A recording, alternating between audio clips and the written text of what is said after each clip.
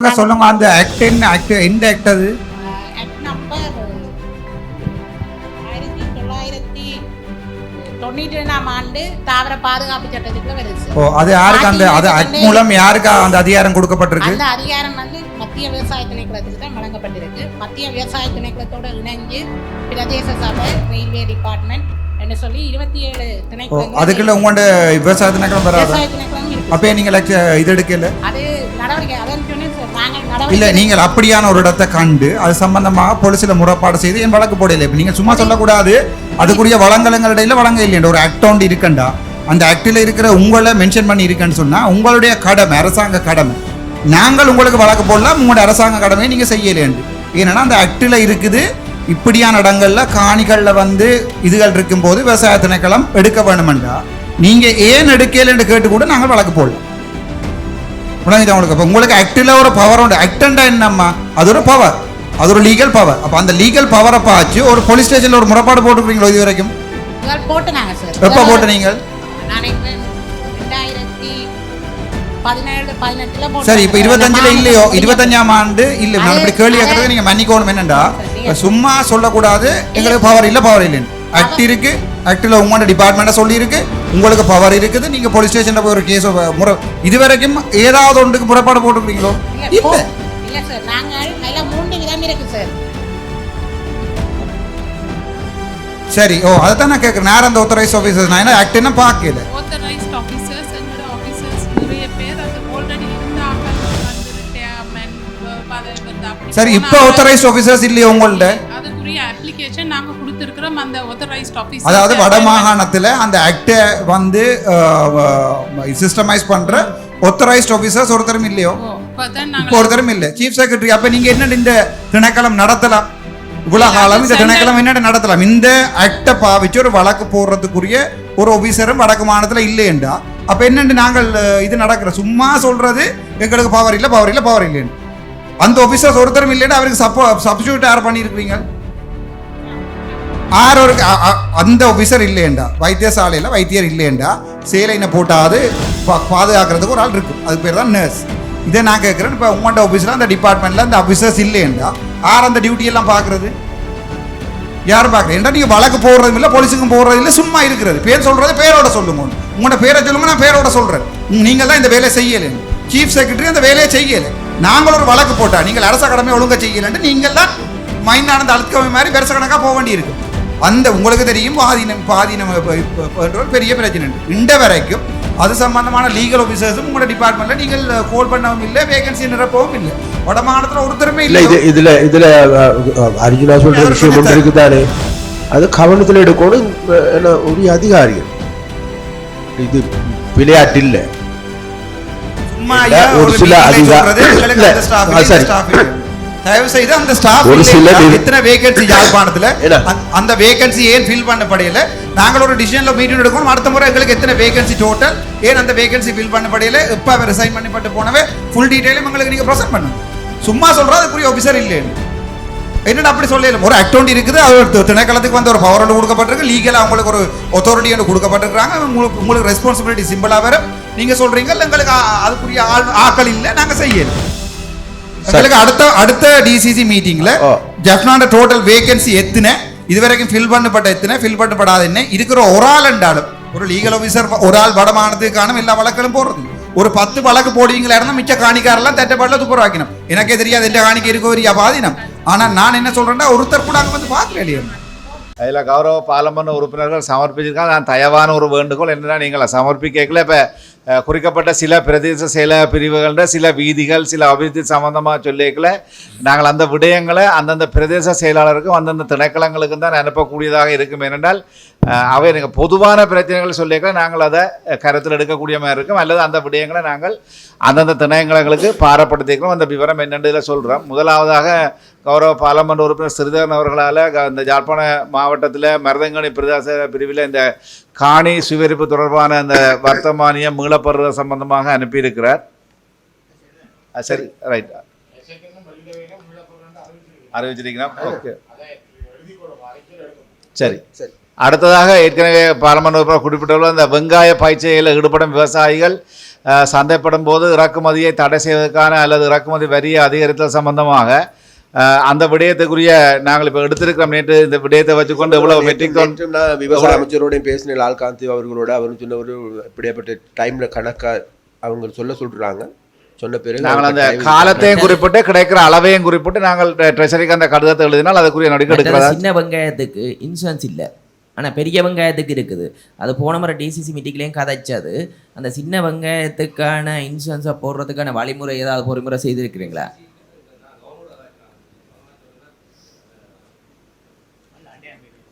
அப்போ அதுக்கான இன்சூரன்ஸ் இப்போ எங்களோட சின்ன வெங்காயம் கூடுதலாக உற்பத்தி செய்கிறது வடமான மக்கள், பெரிய வெங்காயம் மெட்டடங்கள்ல. அப்போ இதுக்கான ஒரு உத்தரவாதம் கொடுக்கணும். அவங்களுக்கு ஒரு பாதிப்பு ஏற்பட்டுட்டா அதுக்கான நடவடிக்கை எடுக்கிறதுக்கு இல்லை.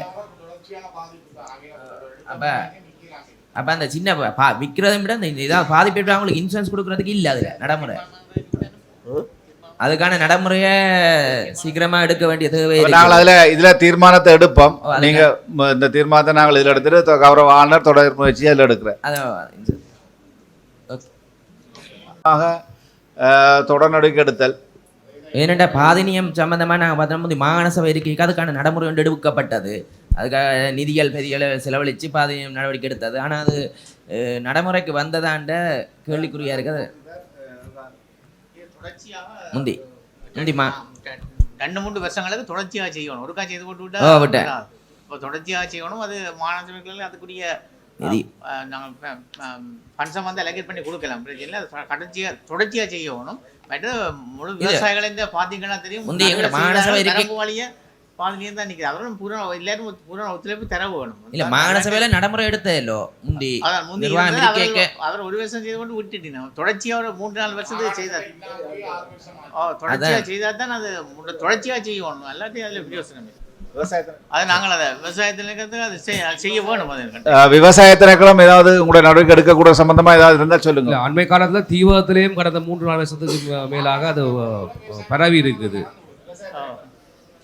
மாகாண சபை போனதோட விவசாய திணைக்களம் நீங்க அதை மறந்துட்டீங்க. என்ன இருக்கா ஏதாவது நடைமுறை இருக்கா?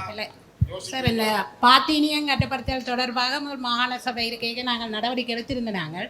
அதாவது தொடர்ச்சியாக நடைமுறைப்படுத்த இல்லாமல் இருந்தோம் சார். அதில் வந்து மாகாண சபை முடிஞ்சு 7 வருஷமா. ஆமாம் சார். அந்த பூக்குற தருணத்தில் பூக்குறதுக்கு முன்னுக்கு நாங்கள் அதனை அழிக்கணும் சார்.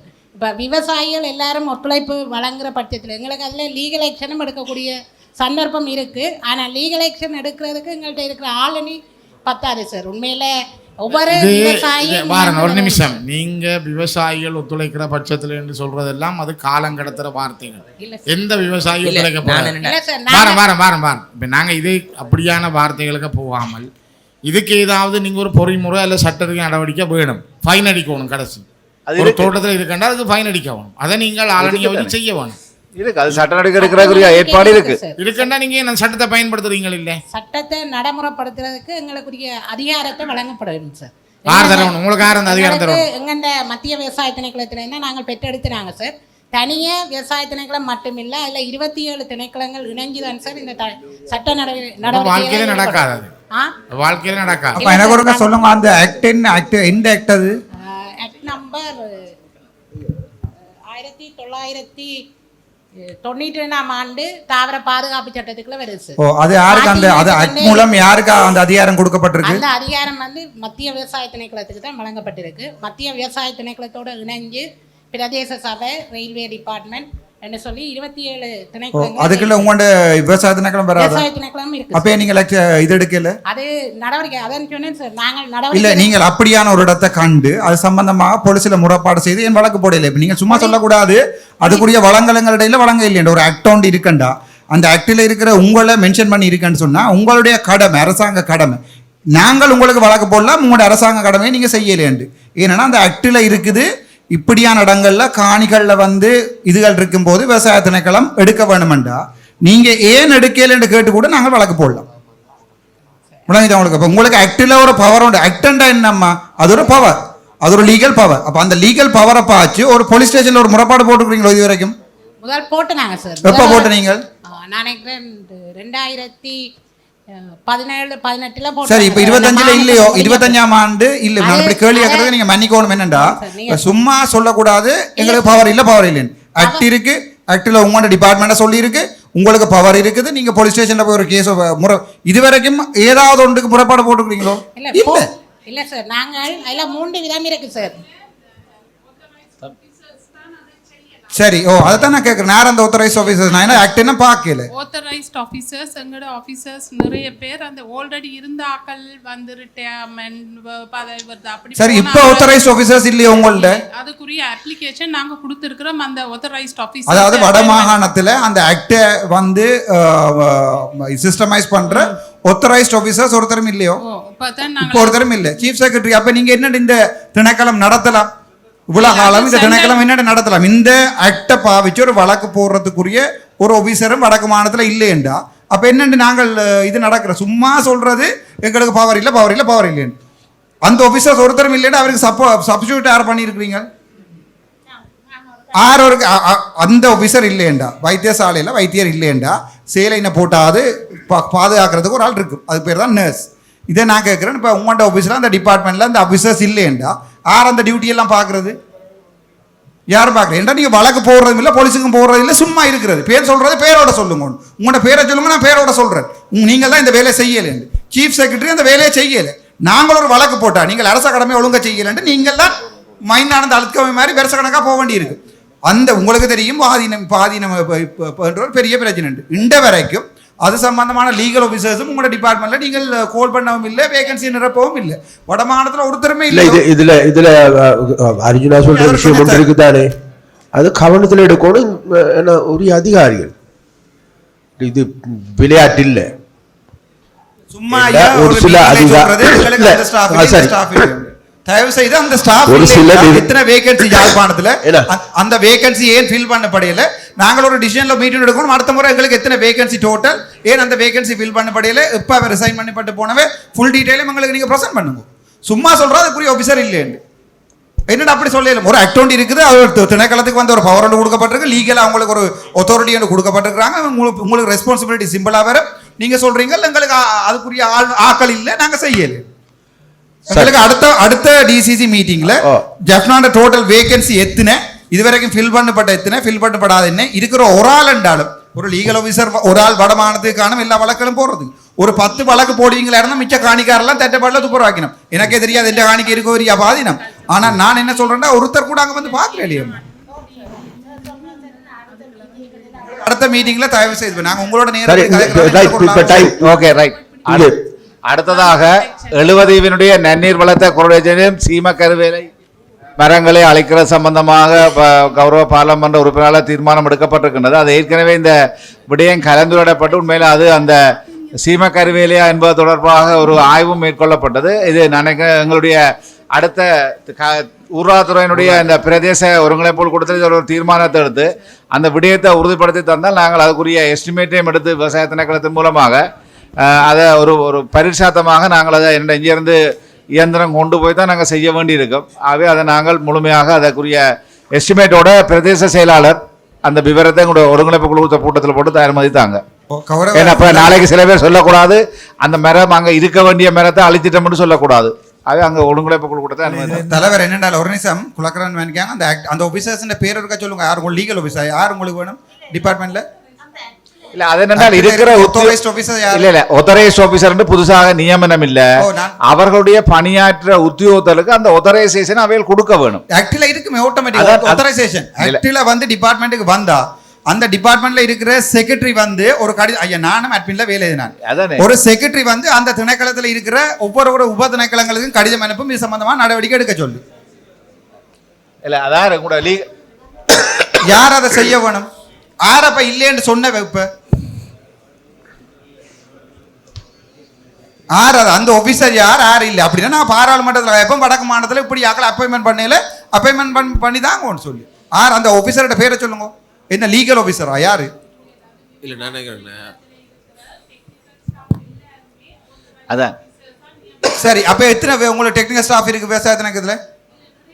அப்ப ஏன் ஒரு வழக்கம் போடல? இல்ல என்ன கௌரவ பாலம் அதுக்கு என்னென்றால் அவர்களுக்கு அந்த ஆத்தரைசேஷனை கொடுக்க வேணும். அந்த ஆத்தரைசேஷன் ஒருத்தரும் ஒரு இடம் கொடுக்கல. ஐயா நானும் அட்மின் செய்து வந்தேன். நான் ஒரு கெசட் ஒன்று வந்து ஒரு மினிஸ்ட்ரிக்கு வந்தா மினிஸ்ட்ரியின் செயலாளர் இன்டர்னல் சர்க்குலர் ஒன்று அனுப்புவார், இதை செய்ய மாட்டோம். அந்த இன்டர்னல் சர்க்குலர் உங்களுக்கு என்ன வரையலையோ? செய்யறது வந்து மத்திய விவசாய அதான் கேட்கிறேன். மினிஸ்ட்ரியில செக்ரட்டரி உங்களுக்கு என்ன ஆத்தரைஸ் லெட்டர் உண்டு, உங்களுக்கு சர்க்குலர் ஒன்று அனுப்பலையோ? 77ஆம் ஆண்டு 97ஆம் ஆண்டு சட்டத்துக்கு இந்த வரைக்கும் சர்க்குலர் வரையிலன்னு சொல்றீங்களே. என்னென்ன 97ஆம் ஆண்டு வந்த சட்டத்துக்குரிய சர்க்குலர் இந்த வரைக்கும் வராம இருக்குமா? 2025ஆம் ஆண்டு வரைக்கும். அப்போ ஒரு ஆக்ட் ஒன்று வருது, அதை அமெண்ட் அதை வந்து நாங்கள் மினிஸ்ட்ரி செய்யலன்றெல்லாம் வர முடியாது. பாதினியம் அளிக்கிறதுக்கான ஒரு நடவடிக்கை எடுக்கல தானே. அப்ப அடுத்து அதை நடவடிக்கை எடுங்க, அடுத்து எல்லா விளக்கம் சொல்லக்கூடிய ஆக்கள் இல்லைங்க. இல்ல சார், விளக்கம் தெரியலையான்னு தெரியல எனக்கு. சார், பாதினியம் கட்டுப்பாடுன்றது வழக்கு போட்டு செய்யறதுன்றது இல்ல சார். இப்ப இல்லீகல் கசிப்பு இது எத்தனையோ விஷயங்கள் இருக்கு. இல்ல இப்ப நீங்கள் ஐயோ பாதினியம் கட்டுப்பாடுன்ற ஒரு பெரிய பிரச்சனை. அது வந்து 90% நீங்கள் எல்லாத்துக்குமே சொல்லக்கூடாது, நீங்க சேஃப் கார்டு பண்ண ட்ரை பண்ண கூடாது. அர்ஜுனா சரி கேக்குற முழுக்க அப்படி இல்லைன்னா நாங்க பாராளுமன்ற செயலாளர்களோட ஒத்துழைப்போட தான் செய்தது. ஒத்துழைப்புன்றது 27 திணைக்கள செயலாளர்கள் 27 திணைக்களத்தில் ஒத்துழைப்பு இருக்க வேணும். விவசாய திணைக்களம் நடவடிக்கை எடுக்க வேணும். அது நாங்கள் இப்ப அடுத்த ஒரு 2-3 வீக்ஸ்க்குள்ள பிரதம செயலாளர் அதுக்குரிய சரி சரி ஓகே சரி பார்த்துட்டு சொல்லுங்க. உங்களால இயலாத லெவல் அதுக்கு தான் டிசிசி மீட்டிங் அமைச்சர் கதைப்பார் பாராளுமன்றத்தில். இல்ல இயலாத அது சட்டபூர்வமாக செய்ய முடியும். அவர் 3 வாரத்துக்குள்ள அவர்கள் சம்பந்தமான விருத்தங்களுக்கு தெரியும். நாங்கள் உங்களுக்கு கருவேல மரமா இல்லையான்னு சொல்ற ரிசர்ச்சுக்கு வெளியில அங்க இருக்க பனை மரங்கள் எல்லாத்தையும் அந்த மரம் படம் பண்ணி கொண்டு போகுது. அதன் அடிப்படையில் வந்து வர 9ஆம் தேதி எங்களுக்கு டிவிஷனில் கோஆர்டினேட்டிங் கமிட்டி மீட்டிங் இருக்குது. அதுக்கு முதல்ல என்னென்னு சொல்லிச்சுன்னா பிரதேச சபையால் சில இன்ஸ்ட்ரக்ஷன்கள் வழங்கப்பட்டிருக்குது, அதனை அகற்றணும் உண்டு.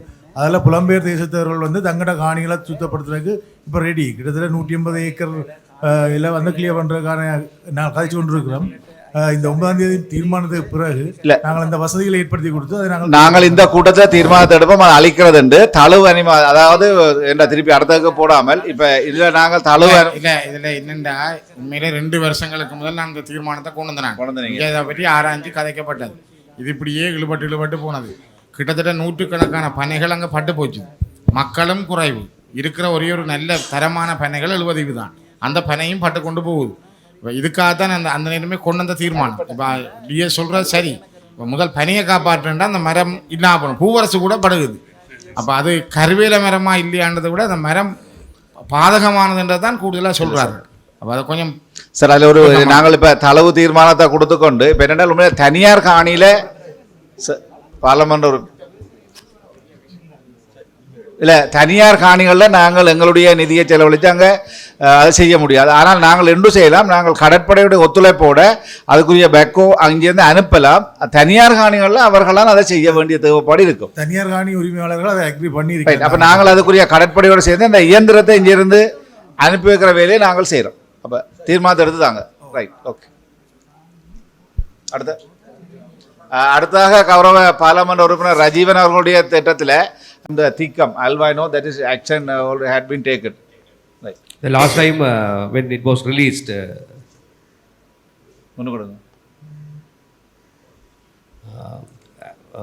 Albai, when the Albai land was released, Albai North also was expected to be released. That's what we discussed in the DCC meeting.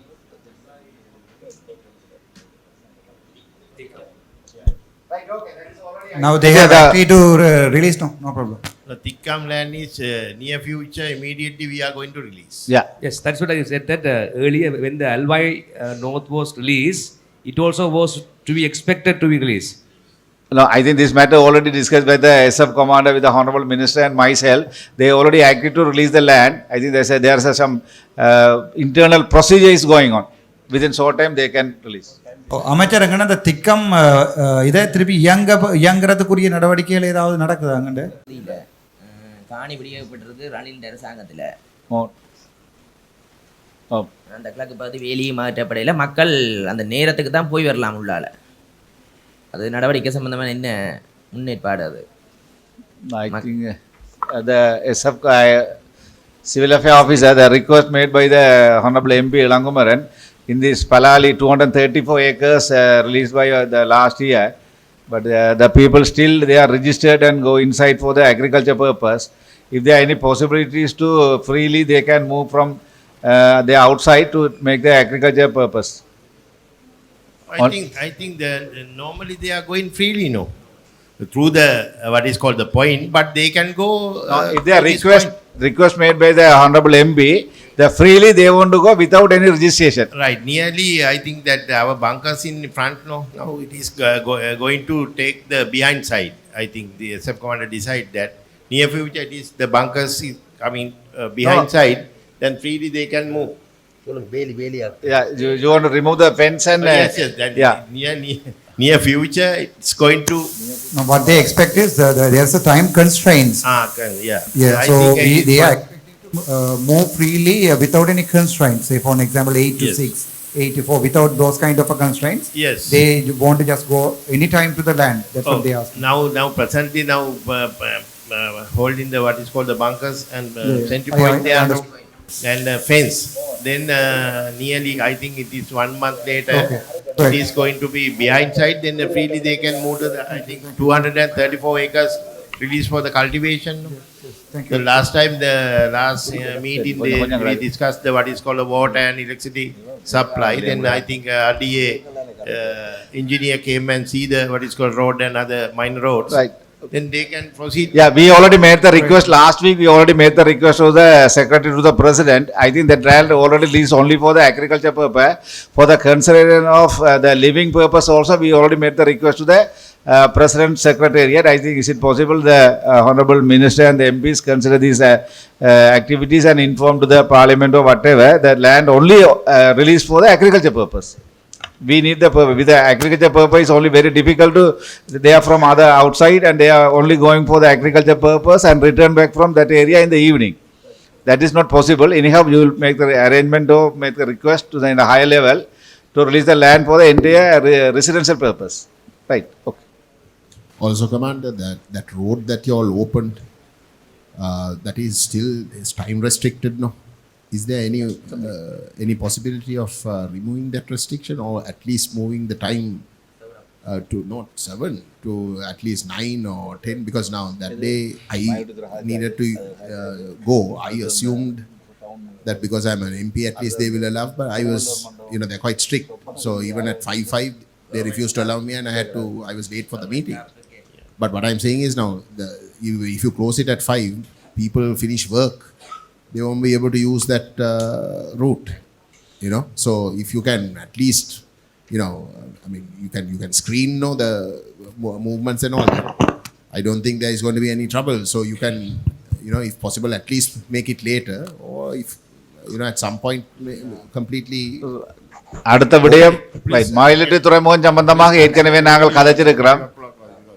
அடுத்ததாக இந்திய அரசாங்கத்தால் வந்துடுது இப்போ. ஆமாம், கடந்த வருஷத்தில் நாங்கள் எடுத்த மற்றது இப்போ அவர்கள் அந்த ரிசர்ச் ஆராய்ச்சி கொண்டிருக்கீங்கன்னா அந்த பயாலஜிக்கல் கண்ட்ரோல் அந்த உயிரியல் கட்டுப்பாடு சம்பந்தமாக ஆராய்ச்சி நடந்து கொண்டிருக்கு. அந்த அதையும் புற சம்பந்தம் சொல்லுங்கள்.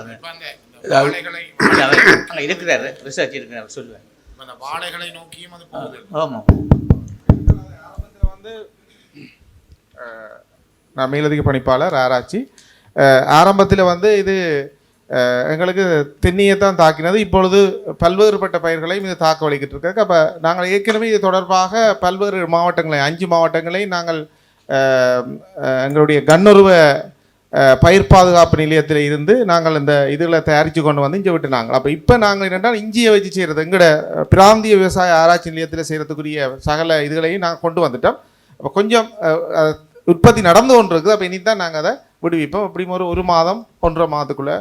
நீங்கள் சொல்கிறது இன்னொரு உயிரினத்தை நாங்கள் உயிரியல் முறை கட்டுப்பாடு இப்போ இவியல் இப்போ உடனடியான இதை தான் செய்யணும். நாங்கள் இதுக்கு முதல் ஏற்கனவே யாழ்ப்பாணத்தை செய்யினாங்க. அப்போ அது என்ன செய்யணும், மழை வேற அதை கொஞ்சம் குறைஞ்சி கொண்டு வரும். பிறகு வெயில் ஏறத்தான் அது இந்த உற்பத்தி இந்த வேகம் அதிகரித்து கொண்டு வரும். அப்போ அந்த இதை நாங்கள் விடைக்க தான் அதை கட்டுப்படுத்தலாம். சாதாரணமாக இயற்கையாகவே அந்த உயிரியல் கட்டுப்பாட்டை ஏற்படுத்துகின்ற அந்த உயிரி காணப்படுது. அது ஒரு சின்ன ஒரு மெல்லிய ஒரு ஒட்டுண்ணி மாதிரி தான். அதுவும் ஒரு பூச்சி தான். அது போய் அதில் முட்டையை போய் அதில் இடும்.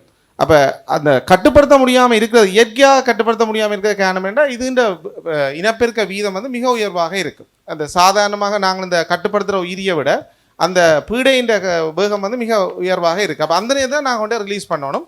அப்போ இந்த முறை நடந்த பிரச்சனை அதுதான். அப்போ அதுக்காக நாங்கள் இப்போ அடுத்ததாக நாங்கள் மீண்டும் அடுத்த பட்சுக்குரிய இதை நாங்கள் இப்போ ஆரம்பிச்சிருக்கோம். மருந்து அடிக்கிறது வந்து இப்போ இலையின் மேல் பக்கம் இருக்குது, ஓலையின் கீழ்ப்பக்கம்.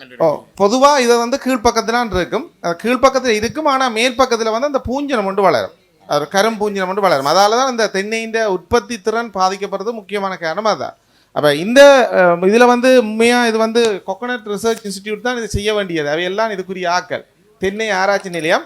இப்பொழுது அது அந்த ஏனைய பயிர்களையும் பாதிக்க ஆரம்பித்த பிறகு தான் நாங்கள் அதில் உண்மையாக கூடுதலான கவனம் எடுத்து நாங்கள் கடந்த வருடம் நாங்கள் மிகச்சிறப்பாக அதுகளை நாங்கள் வெளியிட்டிருந்தோம். ஆனால் இந்த முறை கொஞ்சம் மழை வந்தோடனே அது குறைஞ்சிட்டுது. அப்போ நாங்கள் அதோட அதை நிப்பாட்டியிருந்தோம். நாங்கள் இப்போ மீண்டும் அதை நாங்கள் ஆரம்பிச்சிருக்கோம். இதில் அந்த 6வது விடயம் தென்னை முதலீட்டு கடன் திட்டம் ஒன்று இருக்குது. அதில் எங்கள் அரசாங்கத்துக்கு கீழே முக்கோண தென்னை வலயத்தில் யாழ்ப்பாணம், கிளிநொச்சி, முல்லைத்தீவு மாவட்டங்களில் 18 லட்சம் தென்னையை பயிர்றதுக்கான நடவடிக்கை இருக்குது.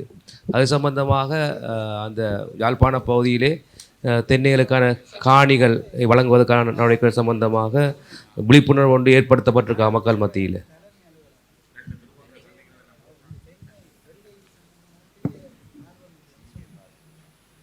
காணி சம்பந்தமாக அரச காணி யாழ்ப்பாண மாவட்டத்திலே தெரிந்த விடயம் அரச காணியினுடைய அழைப்பு அபிவிருத்தி அதிகார சபை இது 2025ஆம் ஆண்டுக்குரிய திட்டம். தாங்கள் கேட்டுக்கொண்டது போல அந்த திட்டங்கள் எங்களுடைய மாவட்டத்திலே வடக்கு மாகாணம் உட்பட அனைத்து மாவட்டங்களிலும் அது பூர்த்தி செய்யப்படாமல் இருக்கின்றது. தேசிய விடையமைப்பு அதிகார சபையினுடைய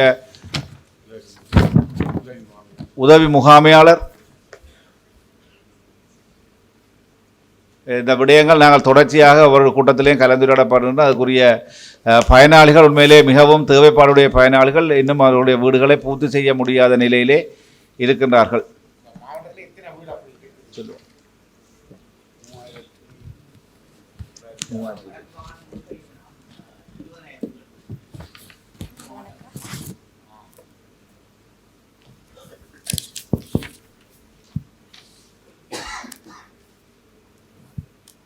வணக்கம். மொத்த வீடுகள் எண்ணிக்கை இந்த அறகுறையா இருக்கிற வீடுகள் எண்ணிக்கை எத்தனை? 3887 வீடுகள். 3887. 3880. விளங்கலையம்மா? 3887 வீடுகள். யாழ்ப்பாணம் மாவட்டத்தில். வடக்கு மாவட்டத்தில் 20,000 வீடுகள்.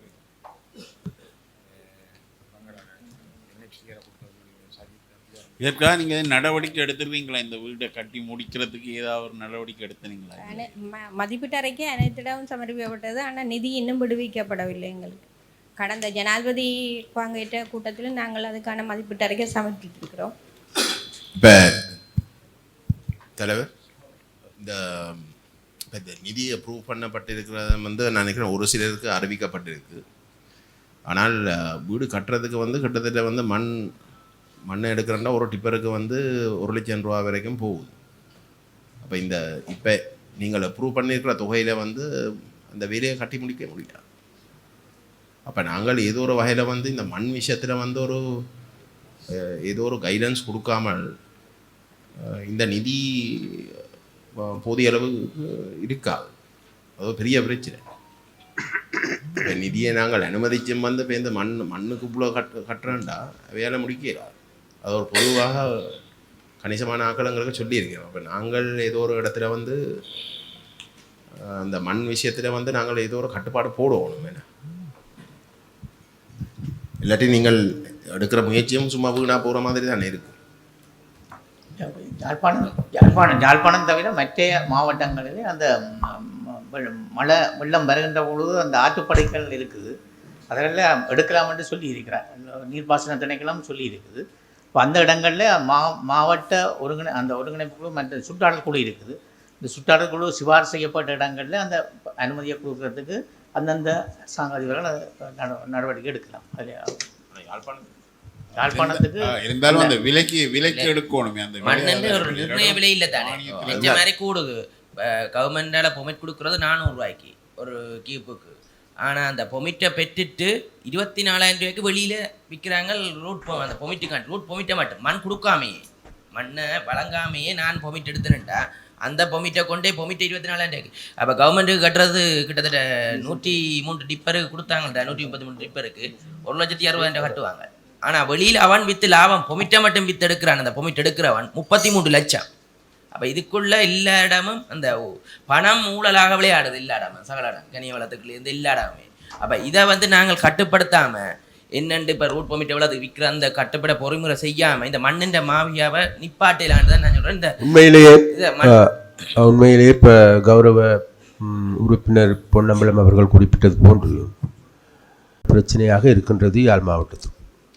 நேற்றும் கூட கிளிநொச்சியிலும் கூட நாங்கள் இது தொடர்பாக பேசினோம். இப்போ அதில் விஷயமாக ஜிஎஸ்எம் வந்திருக்குங்களா யாராவது? கனியவளம் இப்போ இந்த மண்ணுக்கான பெர்மிட்டெல்லாம் எப்படி நீங்கள் கொடுக்கறது வைக்கிறதுங்கிற சம்பந்தமாக எங்களுக்கு ஒரு விரிவான விளக்கம் கொடுத்தாங்க. ஏன் இந்த மண் விலை கூடி இருக்குது? இளங்குமரன் வைக்கின்றது நீங்கள் பெர்மிட் கொடுக்கறதுக்கு முதல் மண் இருக்கிற இடம் அதான் தெரிவு செய்யணும். இப்போ உதாரணமாக நேற்று நான் ஒரு இது போட்டிருந்தேன்னா நேற்று அது விவாதத்துக்கு வர இல்லை. இப்போ கல்மட்டு குளத்தில் கழுவி எடுக்கப்பட்ட மண் ஒரு நிறைந்த லோட் மண் அங்கே இருக்குது, 2000 லோட் மண் இருக்குது. இப்போ அந்த மண்ணை விற்று போட்டு உள்ளக வீதிகளை திருத்துங்கன்னு நான் ஒரு கோரிக்கையை நேற்று வச்சுருந்தேன். நேற்று டைம் காணாதால் அது வர இல்லை விஷயத்து. இப்போ அந்த மண்ணை விற்பனைக்கு கொடுக்கலாம், மிஞ்சால ஒரு குறைஞ்ச விலையோடு கொடுக்கலாம். இதை விட சில குளங்களில் மண்ணை கழுவி எடுக்கிறார்கள். உதாரணத்துக்கு பழையில் தர்மக்கேணி பகுதியில் தென்பகுதியிலிருந்து வந்திருக்கிற நிறுவனங்கள் அரச தென்னந்தோட்டத்துக்குரிய காணி என்று சொல்லி அதோடு சேர்ந்த குளங்களை மண்ணை கழுவி எடுத்திருக்கிறார்கள். ஆனால் அவர்கள் வேறு இடத்துக்கு கொண்டு போகிறார்கள், அதில் கூடிய விலைக்கு விற்கிறார்கள். இப்போ இதையே நீங்கள் உள்ளூரில் சரியான முறையில் அணுகி செய்தால் இந்த குளங்களை ஆழமாக்குறது ஒரு வகை, அந்த மண்ணை கழுவி எடுக்கலாம். இப்போ இரணமடுவில் அல்லது கல்மடு குளத்தில் அக்கராயன் குளத்தின் கரைகளில் மண்ணை கழுவி எடுக்கிறதால குளமும் ஒரு பக்கத்தில் தண்ணியின் கொள்ளளவு கூடும், அந்த மண்ணும் பயன்பாடுடையதாக மாறுது. அப்போ இது பாதிப்பு இருக்காது. இதை நீங்கள் வடிவாக இன்ஜினியர்ஸோட கதைச்சு சரியான முறையில் செய்தால் விஞ்ஞானபூர்வமாக உறுதிப்படுத்தினால் நான் நினைக்கிறேன். இல்லை அது நீங்கள் பாராளுமன்ற உறுப்பினர் சொன்ன மாதிரி அது இந்த கல்மடுல நியமான மண் இருக்குது, அது ஒரு கமிட்டி ஒன்றை போட்டு ஆய்வு செய்து இப்போ அதுக்கு ஒரு ரிப்போர்ட் தந்துருக்காங்க. அதன் அடிப்படையில் அதை என்ன திருத்த வேலை முடியாதெல்லாம் வழங்க இல்லாமல் இருக்குன்னு சொல்லி, ஆனால் அது களவாக போகுது அங்கே இந்த மண் வெளியில். அந்த மண் விற்கிற காசு காணும், அதுக்குள்ள உள்ள கிராமத்தில் 4 வீதி போடணும். அதை நாங்கள் அந்த பிரதேச சபைக்கு தான் அதை அதன் மூலம் செய்யலாம். அந்த மண் தட்டுப்பாட்டை இங்கே குறைக்கலாம். இந்த 1 லட்சம் ரூபா போகுது. எப்படி குறைக்க ஏற்கனவே ஏதோ ஒரு இடத்துல வந்து ஐயா நாங்கள் ஒரு சீலிங் கொண்ட போடுவோம். இல்லாட்டி வந்து திரும்ப நீங்கள் அங்கே அந்த மண்ணை நீங்கள் என்ன இது பண்றதுக்கு விட்டாலும் கூட அந்த அளவு எக்கச்சக்கமாக தான் இருக்க. இது ஒரு இடத்துல வந்து நீங்கள் கட்டுப்பாடை கொண்டு வரும். கட்டுப்பாடு இல்லாமல் வந்து ஒன்றும் செய்யல. இப்போ நீங்கள் இடங்களை வந்து அவங்களுக்கு இன்னும் சுகமாக அடுக்கிறதுக்குரிய இடங்களை நீங்கள் ஐடென்டிஃபை பண்ணி கொடுக்குறீங்களே தவிர அந்த விலையை வந்து நீங்கள் கட்டுப்படுத்தாமல் வந்து தீர்க்கலாம். இது என்னென்னா உண்மையாகவே 400 ரூபாய்க்கு ஒரு கீப் கொடுக்கணும். வெளியில் எடுக்கிற பொமிட் எடுக்கிறவர் 24,000 ரூபாய்க்கு விற்கிற இதுதான் காரணம், மெயினான காரணம். அவங்களுக்கு பொமிட் மண் விற்க தேவையில்லை, பொமிட்டை வித்தாலே காணும். அந்த பொமிட்டை வச்சுட்டு இடையக்க பக்கத்தில் போய் களவாயிரவிர அள்ளிட்டு எல்லா போலீஸோட சப்போர்ட்டோடைய மல்லி போட்டு அவங்க தங்களோட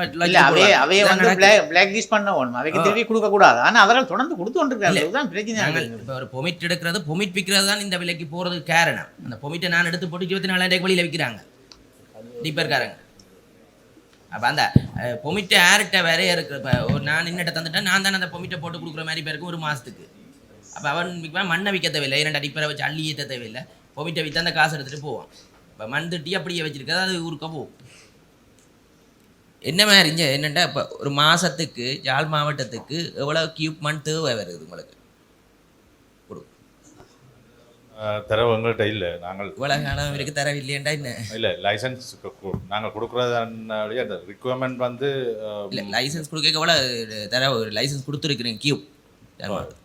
இப்போ வந்து யாழ் மாவட்டம்னு சொல்லி நாங்கள் முல்லைத்தீவு கிளிநொச்சியிலேருந்து தான் நாற்று மணல் வருது.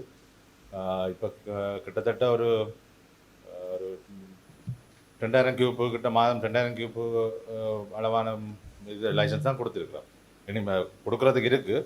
இப்போ என்னென்னு சொன்னால் அந்த விலை கூடுறதுக்கு காரணம் வருஷம் வரையும் இதே பிரச்சனை வர்றது என்னென்னு சொன்னால் அந்த பருவமழை காலத்தில் வெள்ளம் வந்தால் அந்த ஆற்றுல தண்ணி வடிகிறதுக்கு அப்படி மார்ச் மட்டிலே ஆகும். இப்போ மார்ச் மாதத்துக்கு பிறகு தான் நாங்கள் இப்போ சைட்டுக்கு இன்ஸ்பெக்ஷனுக்கு போய் சண்ட் குவான்டிட்டி அசஸ் பண்ணி கொடுக்கலாம். இப்போ இந்த முறையும் அதே தான் நடக்குது.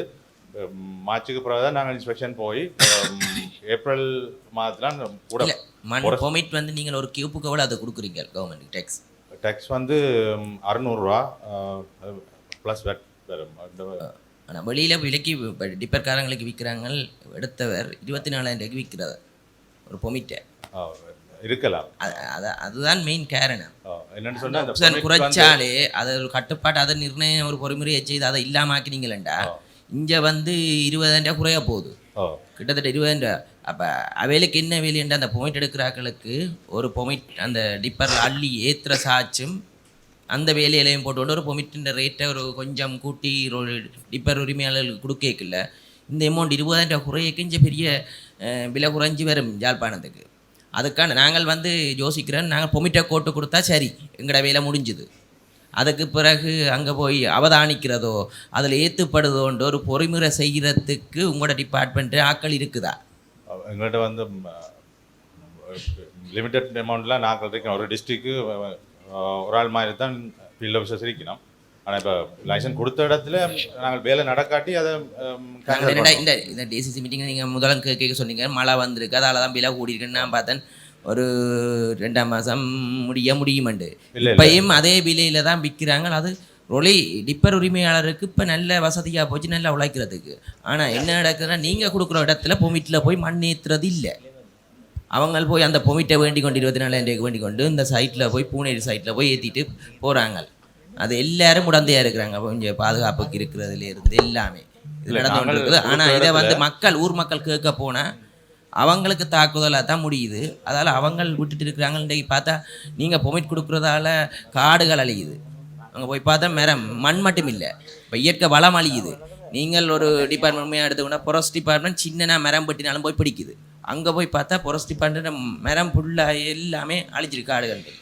இப்போ இதுக்கான ஒரு பொறிமுறை இல்லை. கௌரவ தலைவர் அவர்களே, நான் நேற்றும் இது காய்ச்சி நாள் நிகழ்ச்சியில் அது நேரம் சென்றது. இங்கேயே வந்த பிரச்சனை குறிப்பாக மண் கடத்தல், மற்றது இந்த ஏனைய போதைப் பொருள் கடத்தல் சம்பந்தமாக ஏராளமான முறைப்பாடுகள் மக்கள் மத்தியில் இருக்குது. அதில் விசனமும் தெரிவித்து கொண்டு வராங்க மக்கள். நான் நேற்று கதைத்தது போல் அதுக்கான சரியான பொறிமுறை ஒன்று உருவாக்கத்துக்கு நீங்கள் சொல்லுங்கள். இதில் உடனடியாக சம்பந்தமான ஒரு சரியான பொறிமுறையை, இந்த மண் ஒரு பெரிய ஒரு மாபியா, அது அந்த மாபியா கட்டுப்படுத்துறதுக்கான சரியான பொறிமுறை ஒன்றை நீங்கள் இந்த கூட்டத்துக்கு அப்பால் நீங்கள் செய்து அதை நடைமுறைப்படுத்தினா தான் இதை கட்டுப்படுத்த முடியும். இல்லைன்னா தொடர்ந்து மக்கள் பாதிக்கப்பட்டு இருப்பாங்க. தொடர்ந்து கதைச்சு கொண்டே இருப்பேன் நான். இதில் முதலாவது வந்து ஒவ்வொரு மாவட்டத்திலும் சுற்றாடல் குழு என்று இருக்குது.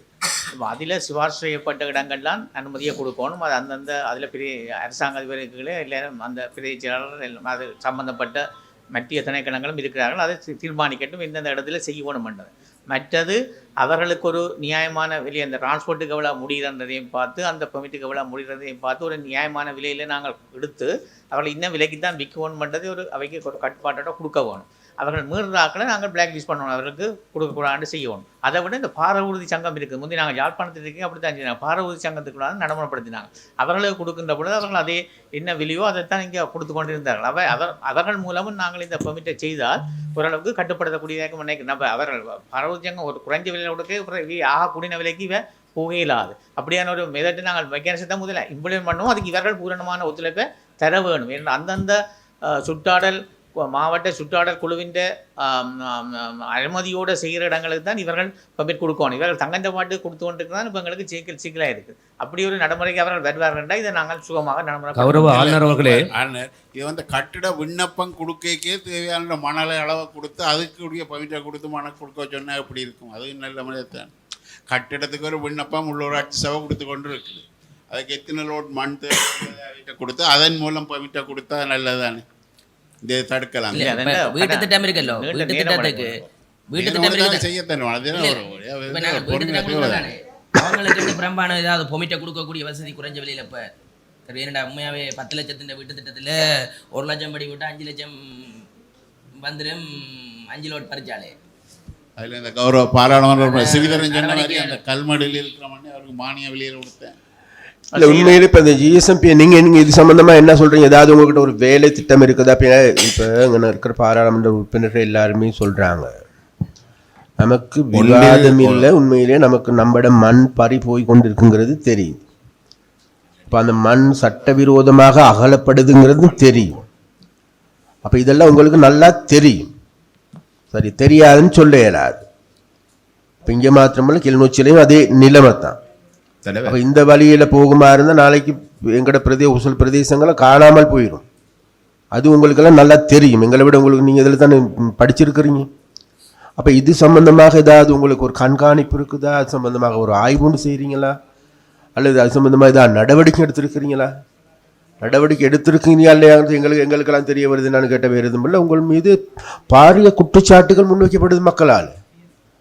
இன்னைக்கு இளங்குமரன் சொன்னது போன்று சட்டவிரோத நடவடிக்கைகளை நாங்கள் முழுதாக கட்டுப்படுத்த முடியாது சார். நாங்கள் வந்து லைசன்ஸ் யாரும் வந்து கேட்டால் லைசன்ஸ் கொடுக்குறதானுடைய கொடுத்துட்டு அதை ஏழுமான அளவுக்கு மானிட்டர் பண்றது. சட்டவிரோதம் அதான் மானிட்டர் பண்ற வேலை ஒன்று இருக்குதானே உங்களுக்கு. நீங்க லைசன்ஸ் கொடுக்குறீங்க, ஓகேன்னு வைங்களேன், மானிட்டர் பண்ணப்படுதானுங்கிற பிரச்சனை ஒன்று இருக்கா இல்லையா? நீங்க சொல்லுங்க. மாதத்தில் ஒருக்கா அங்கே ஃபீல்ட் ஆஃபீஸர் போவார் அந்த சைட்டுக்கு. என்ன பிடிச்சிருக்கிறீங்க நீங்கள் மானிட்டர் பண்ணி என்ன பிடிச்சி அவளுக்கு இப்போ ஏதாவது ஒரு ஆளுக்கு இப்போ பெர்மிட் கொடுத்து இல்லை இப்போ வேறு எதுவும் இல்லை. நீங்கள் இப்போ இந்த சாப கச்சேரி பக்கம் போயிட்டு பார்த்தீங்களா தெரியும். ஒரு மாதத்துக்கு ஒரு தடவை போயிருந்தாலும் கூட தெரிஞ்சிருக்கணுமே. அது 2 அடிக்கு உள்ள எடுக்க வேண்டிய கல்கள் 10 அடி 20 அடி தோண்டப்பட்டு நம்மட மண் வளமும் இல்லாமல் போயிட்டு அதுக்கு பிறகு கடல் நாங்கள் லைசன்ஸ் கொடுத்த இடம் இல்லை, சட்டவிரோதம். சட்டவிரோதம் சரி. அதுக்குள்ள இது ஒன்று சஜஸ்ட் பண்ணாவே இப்போ வேண்ட பிரச்சனையை வந்து தீர்க்கிறேன்டா, அது எந்த கருத்தை வந்து நாங்கள் கொழும்புல அமைச்சு மட்டத்தில் தான் அதை செய்யலாம். ஆனால் இப்போ இருக்கிற அவசர பிரச்சனை வந்து இந்த மண் அந்த விலையை வந்து கட்டுப்படுத்துகிறான்டா. இப்போ அதை உடனடியாக நாங்கள் நடைமுறைப்படுத்த இயலாட்டி, ஏன்னா அந்த காசு கட்டாயம் ரிலீஸ் ஆக போகுது. நான் நினைக்கிறேன் சிலருக்கு வந்துட்டுது, எனக்கு வந்து சிலருக்கு அப்ரூவ் பண்ணி வந்துட்டுது. அப்போ நாங்கள் ஒரு அவசரமாக வந்து கவர்மெண்ட் வந்து அந்த அந்த அந்த வீட்டு திட்டத்துக்கு மட்டும் மண்ணை வந்து சப்ளை பண்ண இயலாதா? அப்படி செய்யலாம். அதான் அப்படின்னு சொன்னால் நீங்கள் கொடுக்குற அளவுக்கு எல்லாத்தையும் வந்து அதை முடிக்க முடியாது. அது வீண் காசு. அப்போ கவர்மெண்ட் அதுக்கு பொறுப்பெடுக்கிற எடுத்தா அதுக்குரிய மண் அந்த வீடு வேலை முடிக்கிறதுக்குரிய மண் இதை வந்து நீங்கள் பொறுப்படுத்துறீங்கண்டா வந்து நான் நினைக்கிறேன்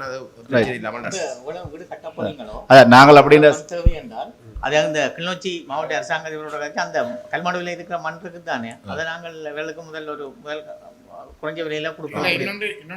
அப்படி என்றால் நீங்கள் அதை ஒருக்கா அறிவிங்க.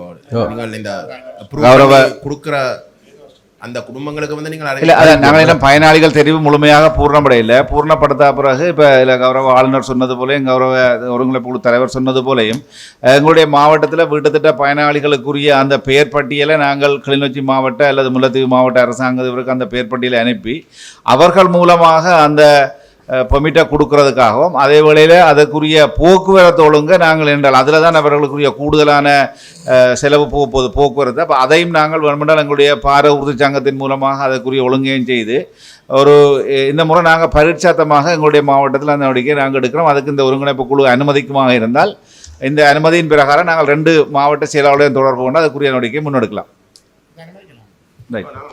வாகனங்களையும் பார உறுதியை கொண்டு வரலாம். அப்படின்னா கொண்டு வந்தால் தான் டிப்பர் பாரதிக்கான பதிஞ்சா தான் அது கட்டுப்பாடாக இருக்கு. இல்லையா இப்போ நீங்கள் அதுக்கு பொறுப்படுத்துறீங்கன்னா உங்களோட வந்து ஆக்கள் பெருசாக விளையாட மாட்டேன்.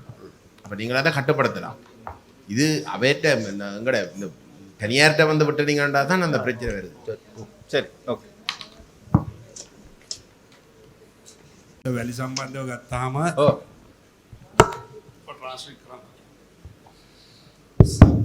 වැලි සම්බන්ධව ගත්තාම මේ 2025 3යි 20 ඉඳලා 2025 5යි 25 දක්වා යාපනයේ කොට්ටාසියෙන් වැලි කැණීමේ නඩු අපි අරන් තියෙනවා 14ක්. පුද්ගලයෝ 46ක් අරස් කරලා තියෙනවා. மண் சம்பந்தமாக இதுவரைக்கும் நாங்கள் கைது செய்துள்ளோம். 17 பேரை கைது செய்துள்ளோம். ඒ වගේම සර් වැලි ප්‍රවාහනයට අපි ටිපර් 101ක් අත්අඩංගුවට අරගෙන තියෙනවා මේ කාල පරාසය තුළ. ඒ කියන්නේ 2025 3යි 20 සිට 2025 5යි 25 දක්වා මේ වන විට මේ ටිපර් 101කට ලක්ෂ 30කට වැඩි දඩ මුදලක් අධිකරණයෙන් ගහලා තියෙනවා.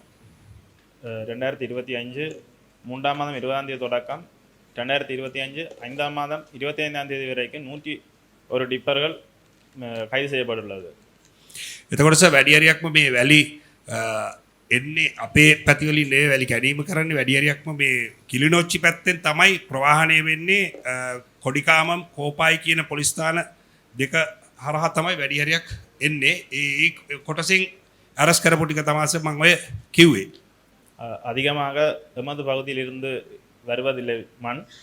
கிளிநொச்சி போன்ற பிரதேசங்களில் தான் மண் அதிகமாக வருகின்றது. கோப்பாய் கொடியாம் போன்ற பிரதேசங்கள் ஊடாகத்தான் மண் உள்ளுக்கு வருகின்றது. ඒ වගේම සර් මේ වැලි ටිපර් වලින් වැලි ප්‍රවාහණය කරන තැනත්තන් දැන් අලුත්ම සෙල්ලමක් පටන් අරගෙන තියෙනවා. ටිපර් එක එන්න කලින් එක්කෝ වෑන් එකකින් ස්කොට් එකක් එනවා ඉස්සෙල්ලා. එහෙම නැත්නම් මෝටර් සයිකලයකින් ස්කොට් එකක් එනවා. අපි මේ මෑතකදී ඒ වෑන් වලින් ආපු ස්කොට් එකේ කට්ටියයි මෝටර් සයිකල් ස්කොට් කරපු කට්ටියයි ඔක්කොම අපි කෝඩ් ප්‍රොඩියුස් කරා.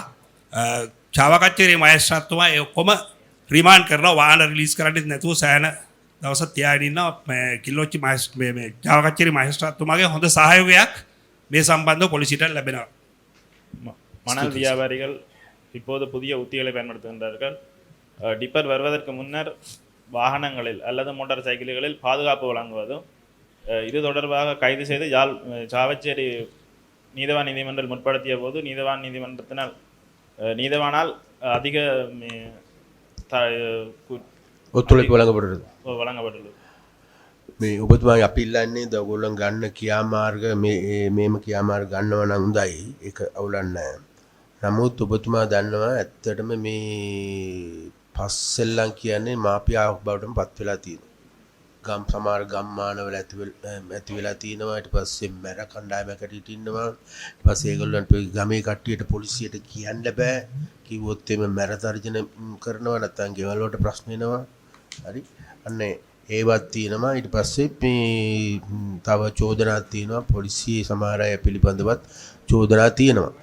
සමහර අපි දන්නවනේ තමයි පොලිසිය මේ කෙනෙක් දෙන්නේ කරත් හරි මේ මුළු පොලිසියම වැටෙන්නේ. එහෙනම් ඒකත් ඔයගොල්ලන් සැලකිලිට ගන්න මේ අවස්ථාවේදී. මේ අනිත් එක තමයි දැන් අපි ඉස්සරහට දැන් අපි මේ අපේ ආණ්ඩුකාරතුමාත් එක්ක මේකට අදාළ වැඩපිළිවෙලක් හදනවා. හරි. වැඩපිළිවෙලකට ඇත්තටම පොලිසියටත් ආමියකටත් අපිට සම්බන්ධ වෙලා අපිට ඒකට අදාළ සහයෝගය අපිට සම්පූර්ණයෙන්ම ලබා දෙන්න කියන එක ඉල්ලා සිටිනවා. මේකදී සර් මේ GSMB එකෙන් දෙන ෆර්මිට් එක සමහර වෙලාවට දවසට එකක් තියෙනවා. එහෙම නැත්නම් දවසට 3ක් වගේ තියෙන අවස්ථාවල් තියෙනවා. ඒක සාමාන්‍යයෙන් අපේ රෝඩ් බ්ලොක් එකකින් හරහා යනකොට අපේ කොළේ අස්සන් වෙනවා ඇරෙන්න වෙනත් ආයතනයකින් ඒක නිකුත් කරන ආයතනයෙන් ඒ සම්බන්ධව පසුවිපුරමක් වෙන්නේ නැහැ. අන්න ඒ වගේ තත්ත්වයක් හදන්න පුළුවන් නම් මේක මං හිතන්නේ වඩා හොඳ වෙනවා. එතකොට අපේ කට්ටියට විතරක් මේක මේවා වෙන්නේ නැහැ. ඒ ஆயத்தன வந்து செக் பண்ணுவாங்க. ஜிஎஸ்எம்பிக்கு வந்து இவர் சொல்றாரு என்னன்னு கேட்டால் நீங்கள் பெர்மிட் கொடுக்குறீங்க, லைசன்ஸ் கொடுக்குறீங்க, ஆனால் அதுக்கு பிறகு நீங்கள் அது செக் பண்ணுறது இல்லை. இப்போ அதனால வேண்டி இப்போ ஒரு தடவைக்கு பதிலாக பல தடவைகள் ஒரே பெர்மிட்டில் மண் கொண்டு வரப்படுறதும் இருக்குது. அதுக்கு எல்லா பக்கத்துலேயும் உதவிகள் இருக்குதுங்கிறதும் அவர் குற்றச்சாட்டாக முன்வைக்கிறார். அதனால அதையும் கவனத்தில் எடுக்கணும். நீங்கள் ஏன்னு கேட்டால் நாங்கள் பெர்மிட் வழங்கின பிறகு ஒரு சில இடங்களில் இருக்குது அதை செக் பண்ணுறதுக்கு எந்த விதமான வழிமுறை ஒன்று இல்லை. அப்போ ஒரு முறைக்கு காலையில் ஒரு ட்ரிப்பர் கொண்டு வரக்குள்ள அப்படி ஏதாவது பிரச்சனை இல்லாமல் கொண்டு வந்து இறக்கி போட்டால் பின்னர் இன்னொரு ட்ரிப்பரும் கொண்டு வரல. அதே பெர்மிட்டில் அதே லைசன்ஸில். அப்போ அந்த விதமான நடைமுறையும் இல்லாததன் காரணமாக இது வந்து அப்போ அதுக்கு பிறகு அதனால தான் சந்தேகம் வருது. இப்போ இதுக்கெல்லாம் யார் பின்னால் இருக்காங்கங்கிற பிரச்சனை உண்டு. அதனால இதுகளை செக் பண்ணுறதுக்கு ஆஃபீஸர்ஸ் இல்லை சார். இல்லை இப்போ மண் கொடுக்குறாக்களுக்கு இப்போ ஏற்றுற இடத்துல வச்சு ஏதாவது ஒரு சைன் வச்சு அதில் அந்த டேட்டை உறுதிப்படுத்தி ப்ராங்க் பண்ணினா அது ஒரு தரத்தோடைய சரி. இப்போ நீங்கள் பொமிட்டை வந்து வழங்குறது மட்டும்தான். அதுக்கு பிறகு இப்போ ஏற்றுறது இன்னும் டைம் ஒன்று ஷெடியூல் இல்லை. அப்போ அவங்க என்ன செய்வாங்க, அந்த பொமிட்டை போட்ட உடனே அந்த டேட்டுக்கு ஓடிட்டு அவன் 2 டிப்பர் ஓடுறான். ஒரு நாளைக்கு 2 தரம் ஓடப்படுது. இப்போ போலீஸ் வந்து சைன் வைக்காட்டா 2 தரம் அந்த பொமிட்டை வச்சு. அப்போ அவங்களுக்கு என்ன நடக்குதுன்னா நீங்கள் கண்காணிக்கலாம். இப்போ முதல் ட்ரிப் அங்கே ஏற்றுவாங்க, அடுத்த ட்ரிப் இடையக்கு எங்கேயும் வளவுகளுக்கு ஏற்றுவாங்க தோட்டத்துக்கு போய். இதுதான் நடக்குது. அப்போ நான் அறிஞ்சளவில் நான் சொல்கிறேன், நான் இவ்வளோ நாளுக்குள்ள அறிஞ்சளவில் நீங்கள் கொடுக்குற இடத்துல பொமிட்லேயே ஏற்றுறது இல்லை.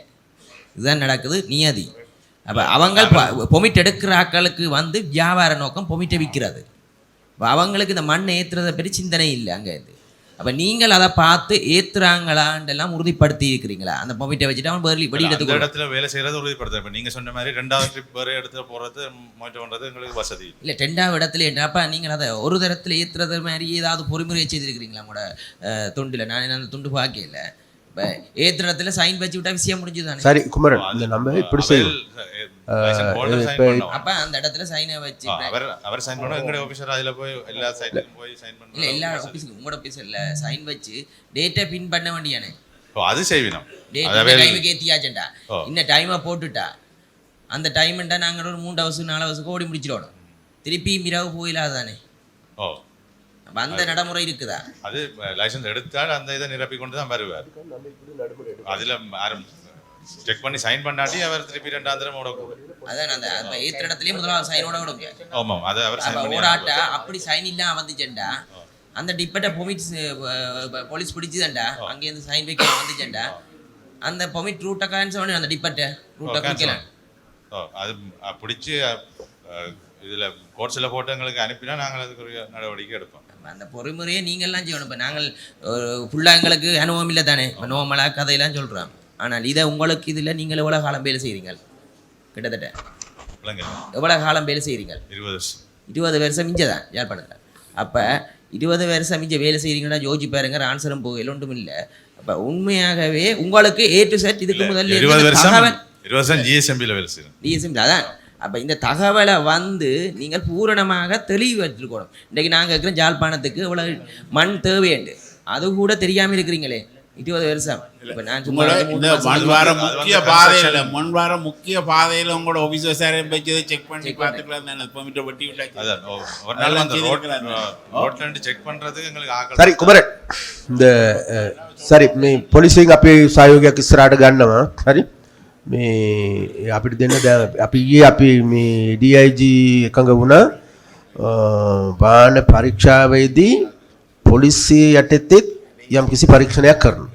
වාහනයක් නැත්නම් ටිපර් එකක් යනකොට ඒක පොලිසියට දැන් ඉස්සරහට අපි අපේ මේ ආණ්ඩුකාරවරයාගේ යටතේ හදන මේ කමිටුව ඒකට GSM වගේ කියන්න ඕන. ඊට පස්සේ අපේ පැත්තෙමුත් ඔයා බලීමක් තියෙනවා. பொலிசியட்டත් අපි கக்காதும் ஏமாதලා சராட்டி 14 எதிர்வரும் காலங்களில் உண்மையிலே போலீஸையும் GSMBயும் அதே நேரத்தில் இது இருக்கிற நிறுவனங்கள் ඒකට සමහර වෙලාවට හැමදාම නෙවෙයි ඒ චෙක් කරන අවස්ථාවල වලට විටින් විටේ මේ TO කෙනෙකුත් යොමු කරන්න පුළුවන් නම් හොඳයි මං හිතන හැටියට. මොකද හේතුව අර ඕලෝඩ් ගානවා ගාපුවාම ඕලෝඩ් එක අපි පෙන්වන්න ඕන TO රිපෝට් එකකින්.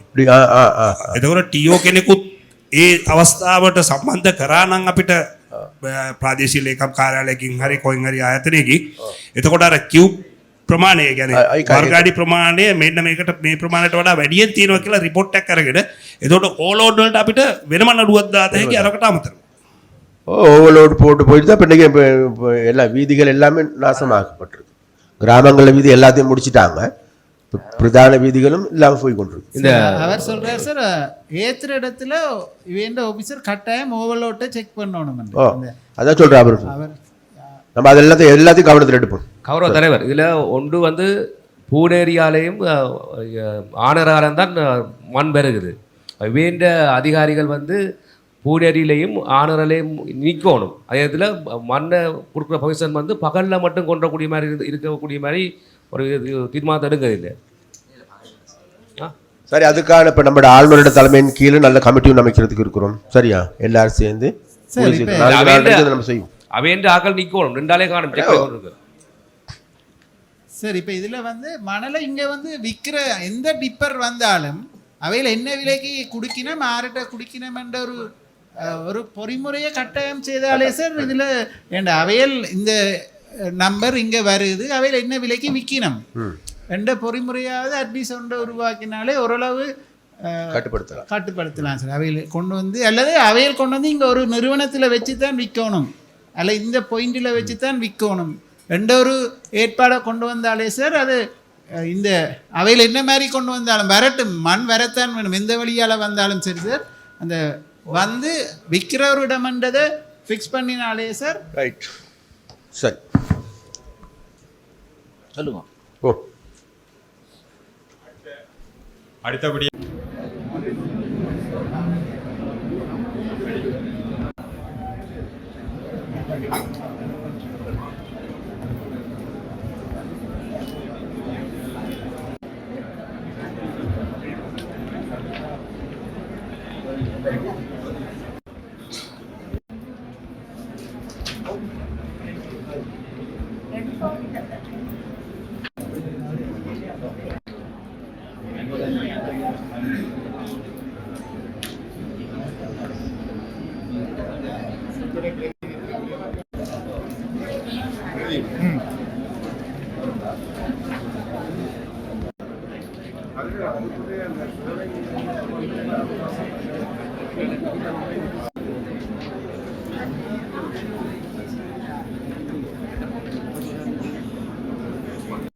ஆளுநர் நாகலிங்கம் வேலுநாயகன் அவர்களே, யாழ்ப்பாண மாவட்டத்தினுடைய கௌரவ பார்வை ஒருங்கிணைப்பாளர் கூட்டத்திலே வருகை தந்திருக்கின்ற வடக்கு மாகாணத்திற்கு புதிதாக நியமனம் மாவட்டத்தினுடைய அபிவிருத்தியிலே அக்கறையோடு செயல்பட்டுக் கொண்டிருக்கின்ற யாழ்ப்பாண மாவட்டத்தினுடைய வடக்கு பிரதி போலீஸ் அதிபர் உட்பட ஏனைய போலீஸ் அதிகாரிகள், வடக்கு மாகாணத்தினுடைய திட்டமிடல் பிரதிகளுடைய இந்த மாவட்டத்தினுடைய அபிவிருத்தி சார்ந்த செயற்பாடுகளை நாங்கள் மத்திய அரசாங்கம் மாகாண அரசாங்கம் என்ற வேறுபாடுகளை எதிர்கொண்ட வகையில் எங்களுடைய அமைச்சுக்களாலே எங்களுக்கு மேற்கொள்ளப்பட்டிருக்கின்றது.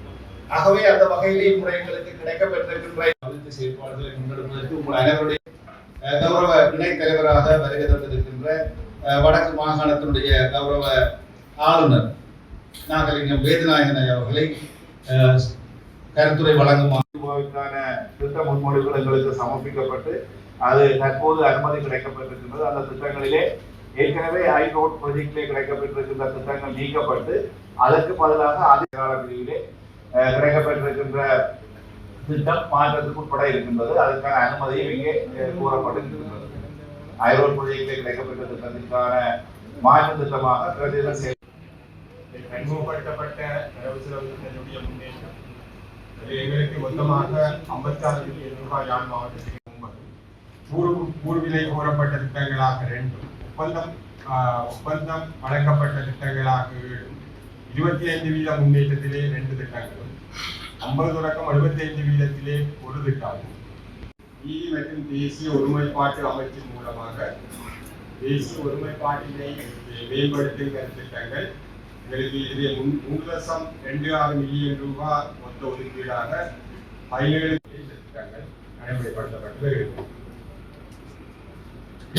பஞ்சமிடியம் மொழிபுரிய சேவைகள் நடைமுறைப்படுத்தப்படும் திட்டங்கள், இது 2 திட்டங்கள் இந்த வருடம் மொழிபுரிய சேவையினாலே ஆகியவற்றுடைய உத்தியோகத்தர்கள் மற்றும் இங்கே வருகை தந்திருக்கின்ற பொதுமக்கள் என்ற பிரதிநிதிகள் உங்கள் அனைவருக்கும் எனது வணக்கத்தை மீண்டும் தெரிவித்துக் கொள்கிறேன். உண்மையில் இந்த 2025ஆம் ஆண்டு இந்த 5ஆம் மாதம் நாளையுடன் முடிகின்றது.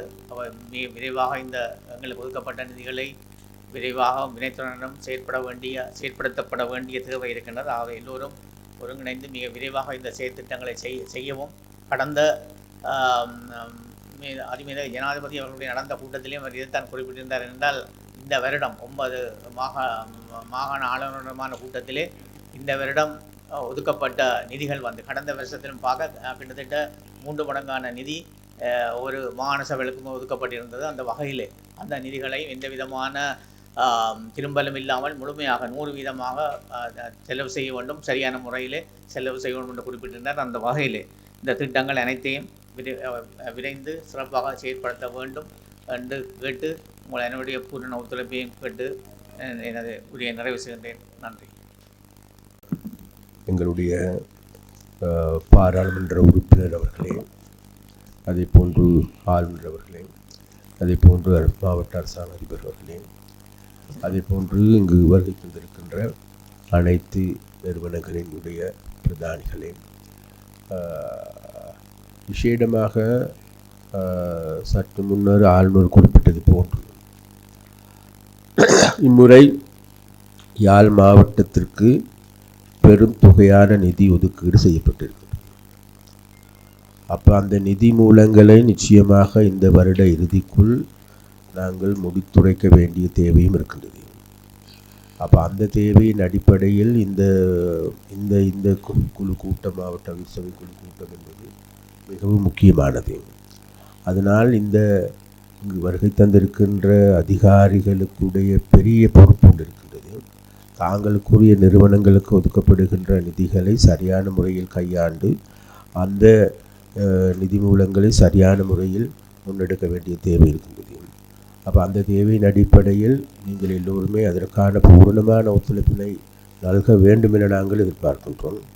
அதே போன்று எங்களுக்கு எல்லோருக்கும் தெரியும், அரசாங்கம் என்ற வகையில் பொதுவாகவே நாட்டில் நாடு தழுவிய ரீதியாக பல்வேறு விதமான நடவடிக்கைகள் நாங்கள் முன்னெடுத்திருக்கின்றோம். அப்போ பல்வேறு விதமான நடவடிக்கைகள் முன்னெடுக்கின்ற போது விஷயமாக ஜனாதிபதி அவர்கள் கூடுதலாக வடக்கு மாகாணத்திற்கு, கிழக்கு மாகாணத்திற்கு தனது கவனத்தை கூடுதலாக செலுத்தியிருக்கிறார்கள். நேற்றும் கூட ஜனாதிபதியின் தலைமையில் இடம்பெற்ற மாவட்ட ஒருங்கிணைப்பு குழு தலைவர்களுடைய கூட்டம் நேற்று கொழும்பில் இடம்பெற்றது. அதிலும் கூட அவர் கூடுதலாக வடகிழக்கு மாகாணங்களுக்கான நிதி தொடர்பாகவும் வேலை திட்டங்கள் தொடர்பாகவும் எதிர்வரும் ஆண்டுக்கான முன்மொழிவுகள் தொடர்பாகவும் கலந்துரையாடப்பட்டது. அப்போ அந்த கலந்துரையாடலின் போதும் கூட அடுத்த வருடம் இதைவிட கூடுதலான நிதி ஒதுக்கீடு செய்யப்பட இருக்கின்றது. அப்போ அதற்கான முன்மொழிவுகள் அனைத்தும் தேவையாக இருக்கின்றது. அதனால் இந்த வருடத்திற்கான நாங்கள் வேலைகளை செய்கின்ற அதே நேரத்தில் கூடிய சீக்கிரத்தில் நான் இருக்கின்ற அடுத்த ஆண்டுக்கான முன்மொழிவுகள் தேவை.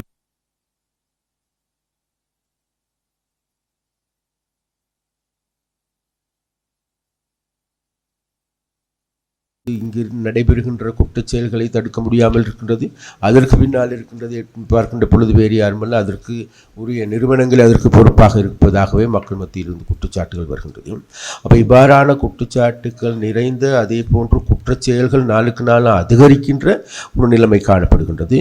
அதனால் விசேடமாக இந்த நிலைமையில் இருந்து யாழ்ப்பாணத்தை மீட்டெடுக்க வேண்டிய, வழிநடத்த வேண்டிய பொறுப்பு கடப்பாடு இருக்கின்றது. அப்போ அதனால் வேண்டி இதில் இங்கு கலந்து கொண்டிருக்கின்ற அதிகாரிகளிடம் நாங்கள் கேட்டுக்கொள்வது, அதே போன்று இங்கு இருக்கின்ற ஊடகங்களிடம் நாங்கள் கேட்டுக்கொள்வது, இங்கு இருக்கின்ற ஏனைய தனியார் நிறுவனங்களிடம் நாங்கள் கேட்டுக்கொள்வது, இதெல்லாமே இந்த எமது யாழ்ப்பாணத்தை கட்டியெழுப்ப வேண்டிய, வழிநடத்த வேண்டிய பொறுப்பு கடப்பாடு வேறு யாருக்குமல்ல, எல்லோருக்குமான கூட்டு பொறுப்பு. இதில் ஒரு தனி நபருக்குரிய பொறுப்போ அல்லது இதில் இருக்கின்ற தலைவர்களுடைய பொறுப்போ, இதில் இருக்கின்ற அரசாங்கங்களுடைய பொறுப்போ அல்லது ஆளுநருக்கான பொறுப்போ மாத்திரமல்ல, இதற்கு கூடுதலான பொறுப்பேற்பது வேறு யாருக்குமல்ல, மக்களுக்காகும். அப்போ அந்த மக்களை வழிநடத்துகின்ற நிறுவனங்கள் வேறு எடுத்து பார்க்கின்ற பொழுது வேறு யாருமல் நீங்கள் தான் அவர்களை வழிநடத்துகின்றீர்கள். அப்போ அந்த வகையில் எமது மாவட்டத்தினுடைய அனைத்து விதமான பிரச்சனைகளையும் கையாள வேண்டிய தேவை இருப்பது வேறு யாருக்குமல்ல, உங்களுக்காகும். அதனால் அந்த பிரச்சனையை அல்லது அந்த அந்த அந்த பொறுப்பினை நாங்கள் மனதில் கொண்டு எமது நடவடிக்கைகளை முன்னெடுப்போம் என்று நாங்கள் கேட்டுக்கொள்கின்றோம். அதே போன்று நாங்கள் இறுதியாக நான் சொல்லிக்கொள்வது வேறு எதுவுமல்ல, இந்த வருடத்திற்கான நிதி ஒதுக்கீடு செய்யப்பட்டிருக்கின்றது. ஒவ்வொரு நிறுவனங்களுக்கும் அது ஒப்படைக்கப்பட்டிருக்கின்றது. அப்போ அந்த நிதி மூலங்களை சரிவர செய்வதற்கு ஏதுவான நடவடிக்கைகளை எடுக்க வேண்டும் என நாங்கள் உங்களிடம் கேட்டுக்கொள்கின்றோம். இது தொடர்பாக மேலதிகமான பிரச்சனைகள் இருக்குமாக இருந்தால் அல்லது நிதி போதாமையால் இருக்குமாக இருந்தால் அது தொடர்பாகவும் மேல் நடவடிக்கைகளை எடுப்பதற்கு ஜனாதிபதி இணக்கம் தெரிவித்திருக்கிறார்கள். இந்த வருடம் நமக்கு மேலதிகமான நிதி தேவைப்பாடு இருக்குமாக இருந்தால் அதையும் கேட்கும்படி, அதற்கான முன்மொழிவுகளை தரும்படியும் கூட அவர்கள் கேட்டிருக்கின்றார்கள். அதே போன்று எமது மாவட்டத்தில் இருக்கின்ற ஆளணி பற்றாக்குறை சம்பந்தமாக, ஆசிரியர் பற்றாக்குறை சம்பந்தமாகவும் கூடுதலான கவனம் செலுத்தப்பட்டிருக்கின்றது. அப்போ அந்த வகையில் அரசாங்கம் என்ற வகையில் இவைகளுக்கு கூடுதலான செயற்பாடுகளை முன்னெடுக்கின்ற பொழுது அதிகாரிகள் என்ற வகையில் நீங்கள் அனைவருமே எங்களுக்கு பூரணமான ஒத்துழைப்பை நல்குவீர்கள் என்ற எதிர்பார்ப்போடு எனது உரையை முடித்துக் கொள்கின்றேன். நன்றி, வணக்கம். நன்றிகள். எங்களுடைய மாவட்ட ஒருங்கிணைப்பு குழுவுடைய தலைவர் கௌரவ ராமலிங்கம் சந்திரசேகரன். எல்லார்கிட்ட முறையிட்டோம். பழைய ஜனாதிபதி, தற்போது வந்த ஜனாதிபதி அமைச்சர் சந்திரசேகரன் ஐயா அவர்கள் கௌரவ ஆளுநர் எல்லார்கிட்டையும் முறைப்பாடு செய்திருக்கோம். ஆனால் இதுக்கு ஒரு முடிவு எட்டப்படையில்லை. நீண்ட காலமாக ஈடுபட்டு கொண்டு போது அதுக்கான தீர்வு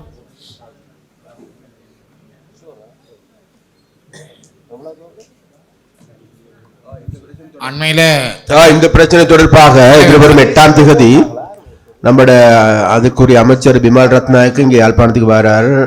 அப்போ அந்த விஷயத்தை அவரோடையும் பேசி முடிவு காண முடியுங்கிறது 4 இடத்துல யாழ்ப்பாணத்தில் பஸ்ஸுக்கான நிலையங்கள் இருக்குது. ஒன்று பஸ் ஸ்டாண்ட் இருக்குது, வளமையானது. புதுசாக கட்டப்பட்ட ஒரு இடம் இருக்குது. அங்கால முனியப்பர் கோயிலடி இருக்குது. பொதுவழி மைதானத்துக்கு முன்னாலேயும் இருக்குது. இப்போ இது ஒரு சரியான முறையில் தீர்வு காண வேணும். சிடிபிக்கும் அவர்களுக்கும் இடையில் நெடுக முரண்பாடு இருக்குது. பண்டையில் அண்மையில் நான் தனியார் போக்குவரத்துகளையும் சந்தித்து யாழ்ப்பாணத்தில் கதைச்சேன். அவை சொல்கிற பக்கம் நியாயங்களும் இருக்குது. இப்போ 2 சிடிபின்ற பக்கம் இருக்கிற விஷயத்தையும் கதைச்சு இது நெடுக பேசிக்கொண்டே போகிறோம், தீர்வு எட்டப்படையில்லை. இது விரைவாக இதுக்கு ஒரு தீர்வு எட்டப்படும்.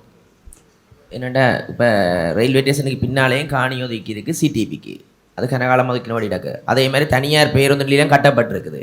உண்மையாக யாழ்ப்பாணத்தில் பொறுத்த வரைக்கும் இந்த போக்குவரத்தால் பல இடைஞ்சல், நான் டவுனுக்குள்ளே பஸ் நிற்கிறதால.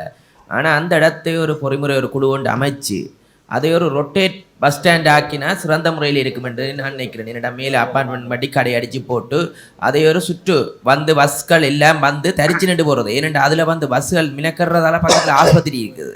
ஆஸ்பத்திரிகளால் அதால் அந்த பஸ்ஸில் பாதிப்பு ஏற்படுது. அந்த ரோட்டில் ஏற்றுறதுக்காகவே நிற்கிறது சும்மா தரிச்சு. இப்போ ஒரு பஸ் இடையூறுகள் ஏற்படுது. அதே ஒரு ரொட்டேட் பஸ் ஸ்டாண்ட் ஆக்கினா நல்லது. தனியார் பஸ் ஸ்டாண்ட் அங்கே போகலாம், அரச பஸ் ஸ்டாண்ட் இங்கே இருந்து ஆரம்பிச்சு எதிர்வரும் 8ஆம் தேதி எதிர்க்கும் இந்த பிரச்சனையை கருத்தில் கொண்டு தான் அமைச்சர் இங்கே வந்து இது சம்பந்தமாக இங்கே உள்ள அதிகாரிகளோடு பேசுறதுக்கு முடிவெடுத்திருக்கிறார். அப்போ அதன் போது நமக்கு எல்லாருக்குமே தெரியும், இப்போ பஸ் ஸ்டாண்டில் பிரச்சனை இருக்குது, தனியார் துறை ஸ்டாண்டில் பிரச்சனை இருக்குது, 2 பேருக்கும் இடையில் சிடிபிக்கும் இடையில் பிரச்சனை இருக்குது. இதெல்லாமே தீர்வு காணப்படாத பிரச்சனையாக இருக்குது. அப்போ அதனால வேண்டி உண்மையிலே நம்மளோட பயனாளிகள் அல்லது பெரிய பாதிப்புக்கு உள்ளாக்குறதும் இருக்குது. அப்போ அதன் காரணமாகவே விசேடமாக பாராளுமன்ற உறுப்பினர்கள் அதில் கலந்து கொள்ளுங்க கட்டாயம். நாங்கள் பிறகு அறிவிக்கிறோம். இந்த பிரச்சனைக்கு பேசி உடனடியாக தீர்வு காண்போம். அமைச்சர் அந்த ஒருங்கிணைந்த நேர அட்டவணையில் வேலை செய்யணும் என்றும் அவன் கோரிக்கையாக இருந்தது. வேறு மாவட்டங்களில் வந்து தனியாரும் சிடிபியும் அதையும் அந்த மீட்டிங்கில் கழிச்சிங்கன்னா நல்லா போயிரத சேவை தொடர்பாகவும் அந்த கூட்டத்தில் சொல்லுங்க. போயிரத சேவை என்றால் உங்களோட பாராளுமன்ற உறுப்பினர் இளங்குழந்தை அவர்கள் சொன்னார், தனியார் பஸ் ஸ்டாண்ட் அது தனியார் பஸ்ஸுக்கு அமைக்கப்பட்ட இடம் இல்லை. அது பொதுவாக இலங்கை போக்குவரத்து சபைக்கும் தனியாருக்கும் உரிய பஸ் ஸ்டாண்டை ஒழிய தனியாருக்கு அமைக்கப்பட்ட பஸ் ஸ்டாண்டு இல்லை. இது கடந்த 5 வருடத்துக்கு முன்னம் இருந்த அரசாங்க அதிபர், ஆளுநர்கள், அமைச்சர்கள் எல்லாரும் சேர்ந்து அது முடிவெடுத்து செய்தது. அதோட ஜூடியே தான் அது செய்தது. ஆனால் மட்டும் தனியாருக்குரிய பஸ் ஸ்டாண்ட் இல்லை, பொதுவான பஸ் ஸ்டாண்ட். கொண்டு போகிறதுக்கு இடம் போதாது. ஆனால் அதை என்னென்று அந்த முறையை இடம் தெரிவு செய்தாங்கன்னு தெரியல. சிறிய இடம் போகிறதுக்கு இல்லை, அது இன்னும் தனியார் அடிக்க சிடிபி அடிக்காரு. அப்போ அதுக்கு போதிய இடம் தேவை இருக்கு.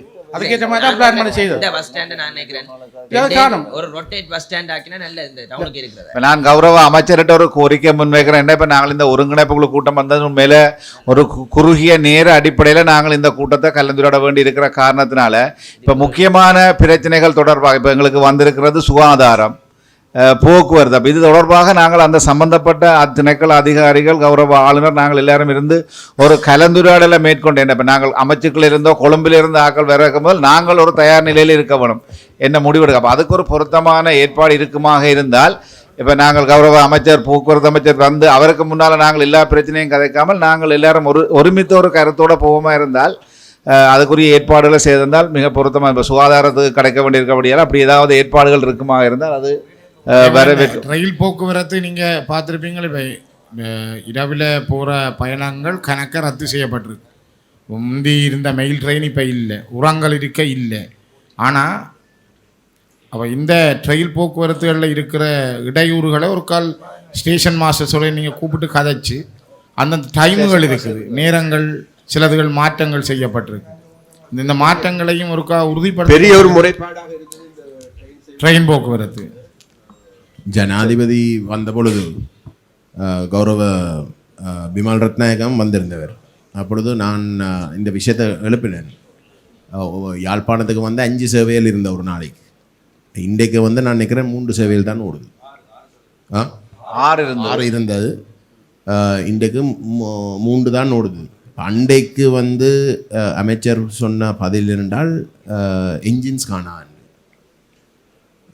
காணாமல் இருக்குது. ஆனால் அது எப்படி காணாமல் இருக்கலாம்னு விளங்க இல்லை என்றால், இந்த ரயில்வே லைன் புனரமைக்கிறதுக்கு வந்து நிப்பாட்டப்படுற வரைக்கும் 6 சேவைகள் இருந்தது. பேருந்து அதுக்கு பிறகு வந்து 2 சேவைகள் வந்து யாழ்ப்பாணத்துக்கு வந்த 2 சேவைகளை வந்து கிழக்குக்கு வந்து மாற்றினார். அப்படி மாற்றப்பட்டதே தவிர இல்லாமல் போனதுன்னு சொல்ல முடியாது அவங்க. ஆனால் திரும்பி வருது இல்லை. அதை நீங்கள் ஏதோ ஒரு வகையில் வந்து கொஞ்சம் வலியுறுத்தணும். சரி, ஓகே. முக்கியமான ஒரு விஷயம் என்றால், இப்போ இந்த முறை 200 சொச்சமான தாதியர்களுக்கு வந்து வடக்கு மாநிலத்தில் வந்து அப்பாயின்மெண்ட் கொடுத்துருக்கணும். அதில் அவன் அக்கமடேஷன் சம்பந்தமாக கணக்கு முறைப்பாடுகள் வந்து ஒன்று இருக்குது. இப்போ எங்கள்ட ஹாஸ்பிட்டல் ஒன்லையுமே குவார்ட்டர்ஸ் இல்லை தானே. அப்போ எங்களோட மாநசபைக்குள்ளே வர வைத்தியசாலையில் வந்து அப்பாயின்மெண்ட் பட்ட நர்ஸ்மே இருக்குது.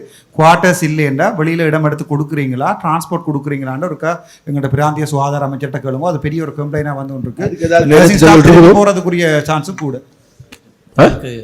யாழ்ப்பாணம் மாவட்டத்துக்கு 44 தாதிய உத்தியோகத்தர்கள் நியமிக்கப்பட்டிருக்கார்கள். அதில் தெல்லிப்பளை வைத்தியசாலைக்கு 23 பேரும், பருத்துறை வைத்தியசாலை இதில் நீண்ட காலமாக இந்த படகுகள் அந்த இறங்குதுறையில் இருக்கிறபடியால் எங்களுடைய வளமையான மீன்பிடி செயற்பாடுகளும் இறங்குதுறைக்கு வர படகுகளுடைய பாவனை மிக கடினமாக இருக்கின்றது. ஆகவே தொடர்பாக உதவி பணிப்பாளர் கடத்தொழில் நீரியல் வள திணைக்களம் கூட இரண்டால் நீண்ட காலமாக இப்போ எண்ணிக்கையை பார்க்கலையே மொத்த படகுகள் 123 படகுகள். அது எந்த விதமான ஏடி சொல்லுங்க நீங்க.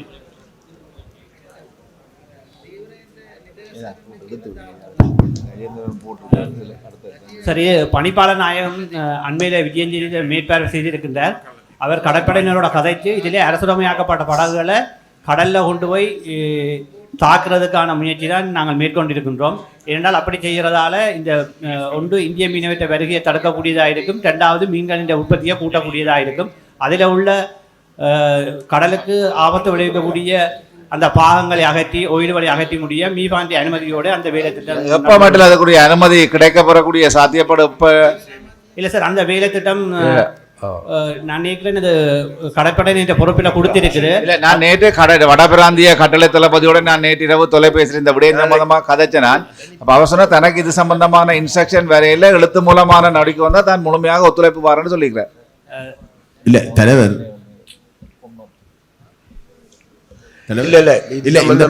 இந்த படகுகளை வந்து ஏன் கடல்ல போய் தாட்டுற? அதை என்ன ஆக்ஷன் பண்ணலாமே.